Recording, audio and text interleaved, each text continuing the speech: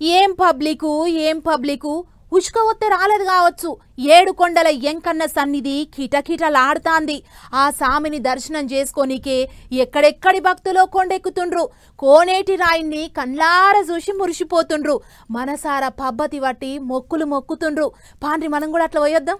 7 కొండల ఎంకన్నకు చెప్పుకుంటే చాలు ఎసోంటి కష్టమైన పోతుంది అని గట్టి నమ్మిక. అందుకే శ్రీవారి దర్శనానికి సిద్ధం లైన్లు కడుతుంటారు భక్తులు. ఇప్పుడు బ్రహ్మోత్సవాలు అవుతున్నాయి కాబట్టి ఇంకింత ఎలిగిపోతున్నది ఎంకన్న సన్నిధి. అన్నిటికి మించి స్వామి గరుడ వాహనం మీద ఊరేగుతుంటే చూడాలనని చాలా మందికి ఆపచ్చన. అందుకే 7 కొండల మీద ఎటు చూసినా కిటకిటనే కానొచ్చింది. ఆనంద నిలయం చుట్టుముట్టున్న వాడల పోంటి మెట్ల మీద ఊకొని గరుడ సేవను చూసి మురిసిపోయినరు. శ్రీనివాసుడు అట్లట్లా సాగిపోతుంటే 2 చేతులు జోడించి చల్లగా చూడు తండ్రి అని మొక్కులు మొక్కిండ్రు. ఓ దిక్కు వాన జల్లులు పడుతున్నా సరే ఎక్కడోళ్ళు అక్కడ నిలబడ్డరు.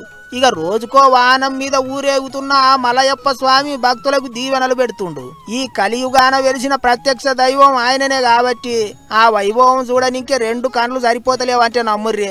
ఇక అటు కొండ మీద రష్ పెరిగింది కాబట్టి ఎక్కడెవ్వలకు తిప్పల కాకుండా ఆఫీసర్లు ఏర్పాట్లు గట్టిగా చేసిండ్రు. 4000 మంది పోలీసోళ్ళు డ్యూటీ చేస్తుండ్రు. అటు సర్వదర్శనానికి గోగర్భం దాకా లైన్ ఉన్నది. ఏమైనా ఎప్పటి లెక్కనే ఈసారి కూడా బ్రహ్మోత్సవాలు కన్నుల పండుగ లెక్కనే సాగుతున్నాయి.